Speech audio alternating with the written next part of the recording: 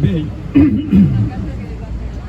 jo només volia fer-vos partícips d'una carta que he rebut d'una persona autènticament compromesa amb tot el que nosaltres des d'un principi venim fent aquí i pensem fer, i aquest senyor està pagant per nosaltres.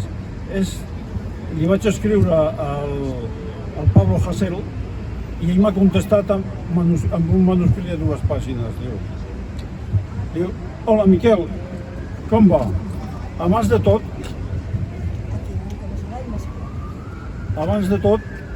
gràcies pel suport. Més fort, més fort.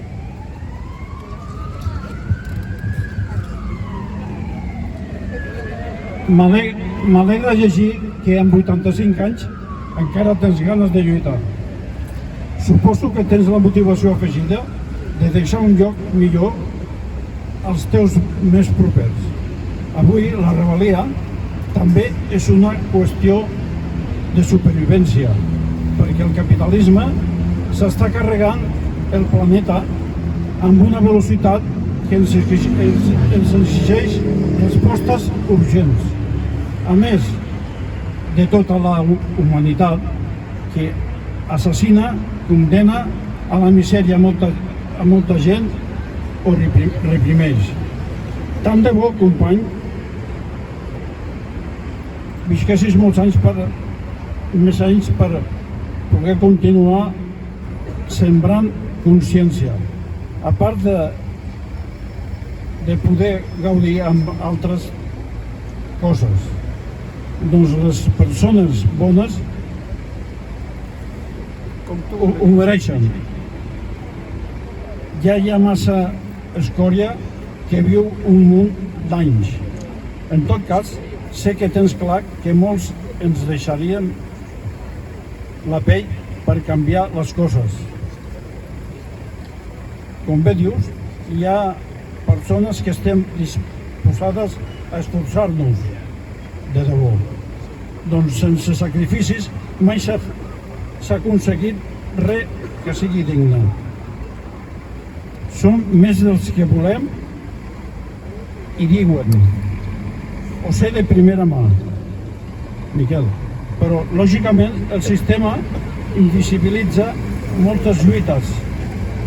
Per això és tan necessari que les donem a conèixer i motivem a la gent perquè s'impliqui amb major o menor nivell de compromís. A tots podem i hem d'aportar a la defensa dels nostres drets i llibertats. Ens hi juguem molt, nosaltres i el futur de generacions.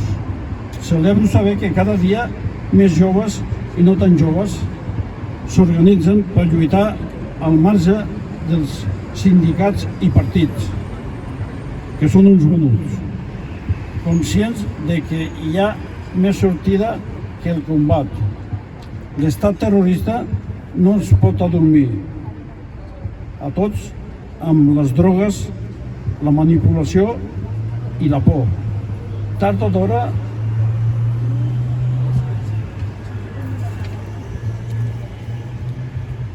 les constants i violentes agressions dels opressors es tornaran en contra seva. Així ha estat sempre al llarg de la història, però ens volen fer creure que la victòria és impossible per a desmoralitzar-nos i allunyar-nos de la resistència.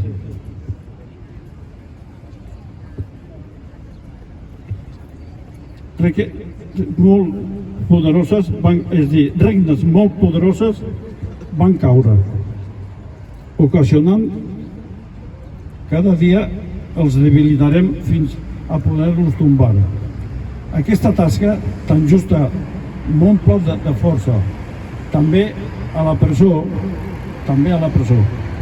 És un gran honor oposar-se amb fermesa a tanta barbàrie com la que ara cometen els sinistres Els sionistes agreujant el genocidi contra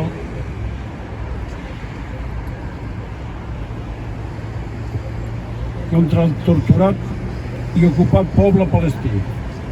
Un apartheid normalitzat pels mitjans a sou del poderós sionisme que actua com els nazis. Una altra cosa que cal denunciar, si vols, m'agradaria que em parlessis de la teva vida, no? De les teves situacions que dius que has viscut.